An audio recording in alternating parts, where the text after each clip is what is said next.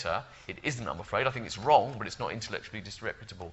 But we have to be very sure that we don't confuse that kind of diversity, tolerance, let 1,000 flowers bloom. We don't confuse that with the view that there's actually any kind of serious disagreement within science itself about whether creationism or ID is a scientific theory. Thank you, Julian. And Dave. I must admit, I'm getting a bit confused by the debate on the panel so far. I think that's not meant to happen. You're meant to clear it all up. No, but religion seems to be winning hands down at the moment. We seem to be a bit defensive, those of us who would purport to defend science. But then, you know, I think Juliet mentioned at the beginning the surveys that have been done recently about attitudes to evolution. And the Rescuing Darwin survey done very recently pointed out that only 25% of Britons firmly believe in Darwin's theory of evolution. And in the States, they seem to have a figure of 40% believing in evolution. You know, you can judge these as you like, but what it seems to me, instead of teaching creationism, why don't we argue about teaching some science? It seems to be a little bit missing. And you know, you could then say, well, do we need a crusade for science and the theory of evolution?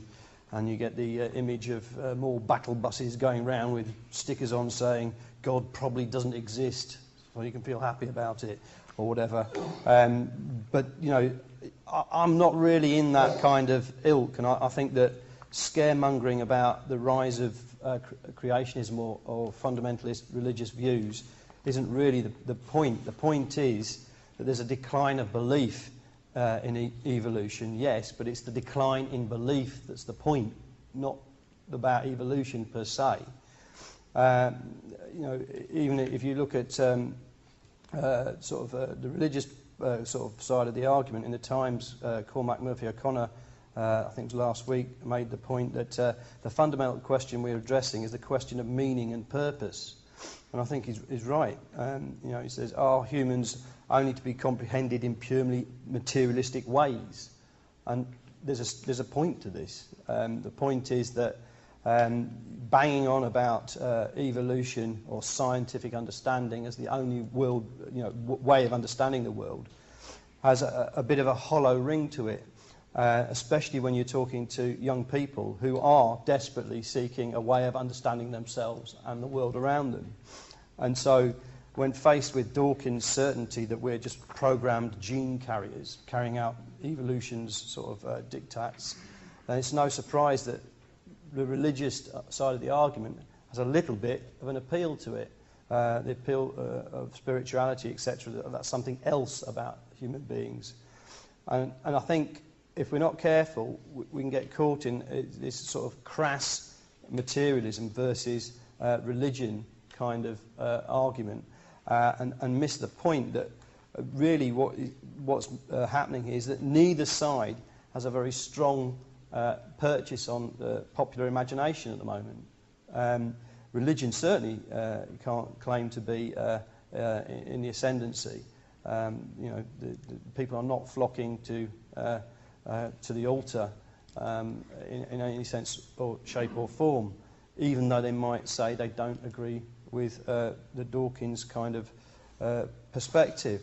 But you know, if you look at the sort of the American case for creationism and ideas being, you know, that's where it's come from, that's the problem, it's coming over here, and that's why, you know, Dawkins wrote his book, The God Delusion, etc., and saying basically we need to stand up and fight that. But that's a complete kind of mistake, in the sense that the way we understand what's happened in the States is not that creationism's on the rise. It's actually the opposite. It's having an embattled defeat after defeat in trying to get its message across.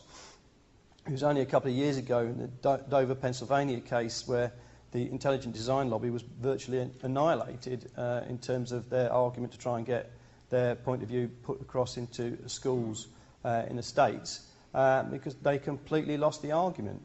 And then if you look at what they're doing, which was very clearly put across, I think, by Chris, it's like, Alex, saying that what they're doing is arguing on the terrain of science, not on the terrain of faith, which it should be. if you're religious, that's the point, I would have thought. And so what they're trying to do is find the holes in science to then claim uncertainty and then say that that demands debate. About what? About the science? Well, obviously not, because that's not the point of what they're after. But that is, in a sense, the real problem when it comes to the opposing view. So if you look at the argument about what we should teach in schools, I quite strongly disagree with the views put forward that this is not about sort of saying that we should have a rational debate in schools about particular worldviews and let kids decide for themselves and all the rest of it. This is about undermining the basis of science, scientific approach to education on essentially a secular sort of a critique of science, because it is the critique of science as a certain body of knowledge that is being brought into schools. You don't need your philosophy of science lessons to be brought in. They're already there. In fact, if you take Darwinian evolution at GCSE these days, you teach it with Lamarckian viewpoints alongside as a kind of critique. And if you know about that, then that's a very, very crass idea that if you have an idea, you'll pass it on in your genes. So good ideas will come out in those people's families who have them. And this is in a GCSE exam. These are what kids are having to learn, and teachers are having to teach. But why? Because we're obsessed with the idea that we should be critiquing the basis of science, critiquing how science is created, rather than teaching science itself. That idea is already there. It's built in. And so it's no surprise that the ID movement is latched onto it. And they're using that as a way to try and say, well, yeah, now put our idea in there as well, because it's already been done. So I go back to what I said at the beginning, that we might do ourselves a favour if we said, well, why don't we just teach them science and stop trying to teach all these critiques, which you can't really do in the classroom anyway. Thank you, Dave. I mean, there's certainly certain levels of agreement and disagreement here, and I'd like to keep coming back to the fact that I am fully in support of teaching science in the science classroom, and whenever I am advocating that they should teach the case for a creator in a science classroom, but only at the points where they're teaching a case for no creator. So whenever science steps across that line, if you like, into the realm of philosophy to give a position that is not a scientific hypothesis, at those points, that's when I think it's only fair to represent another position. When you would imagine, under what circumstances you could imagine a science teacher in a Scottish secondary school, under what circumstances they would say something that would explicitly imply the lack of a creator? Good, I've got about 5 or 6 here. So, yeah, one would be, for example, whenever science talks about that the universe came from nothing. Now, last week I got a friend of mine sent me an email. His daughter goes to primary school, and she came home from primary school and said, you know, listen what we learned today. The universe came from nothing. That's what she learned in primary school classroom. A friend of mine's a high school biology teacher. He was showing a DVD in his high school biology classroom last term. The DVD, you press play and it starts, in the beginning there was nothing, and then there's a huge explosion and goes on to talk about the universe. So those statements are not scientific, they're philosophical. Would you prefer to have it in science? Isn't that the religious position as well, that in the beginning there was nothing? No. If there was how do you get something from nothing? Well, you're saying that there's a creator. A creator God would have had to come from nothing in order to create. No. Okay, let me take. You've spoken, Dave, and then Alex. You don't understand what nothing is. If you know A bit of physics. Nothing is not nothing. It's things emerging in and out Nothing of existence. is not nothing. Well, that's kind of confusing to the Well, kids. learn some physics. That's No, what I'd why say. don't you clarify the definitions? Well, matter can emerge in form of matter and antimatter over a short time due to Heisenberg's uncertainty principle, and that's been done, right? That's in the textbooks, right? So, I mean, you're dealing with something on yourself on a bad philosophical basis, right? And if you want to do this, then please feel free, but at least go and study the science a bit better than that. A bit better. Okay, hang on, let me respond. So what is your view about where the universe came from, the origin of the universe? If it began to exist, what caused it to begin to exist? I don't claim to know that, and science wouldn't claim to know that, Well, because there are problems that science can't answer, and this is what I think I was trying to say. And I would say it's stupid to try and answer that. Right? Now, you might therefore say, science can't answer it, so put God there. Fine, if you want to do that, that's fine. But there are plenty of why is places it stupid to try and answer the question? Well, how can you do it? If you don't like the question, you can't dismiss it as In a stupid. point which is a discontinuity, by definition, you cannot know before that discontinuity. That's fact. You can know not temporally, but logically you can ask the question. It's not a temporal. No, it's you're not what missing the comes. point. No, you're missing the point. I'm going to bring in Mark, and then I'm going to bring in Julian. Thank you. Yeah, I think I'm going to side with Alex on this one. I thought Alex on this one because, quantum fluctuations occur. A vacuum is full of quantum fluctuations. Great. So we can have positrons and electrons which annihilate each other. Great. That's science. That's pretty solid. But then, if you have a quantum fluctuation where a positron and electron appears and annihilates each other, where does the universe come from? That doesn't explain for me why we have all the complexity. How does that simple quantum fluctuation produce the universe with all the fine-tuning that we observe? You're asking me a question? Well, yeah, sort of.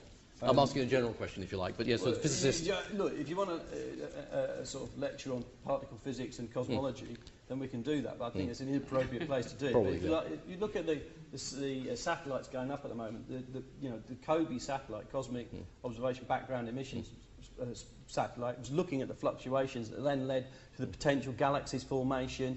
The science is pretty damn good. And the point is that we know so much about something that seems so difficult to comprehend. That's the amazing thing. Yes. And the way we should understand science that? is not the gaps that, there are gaps, so therefore science must be wrong. The point is, this is a project that humanity has been on for hundreds of years, and we have got a hell of a long way.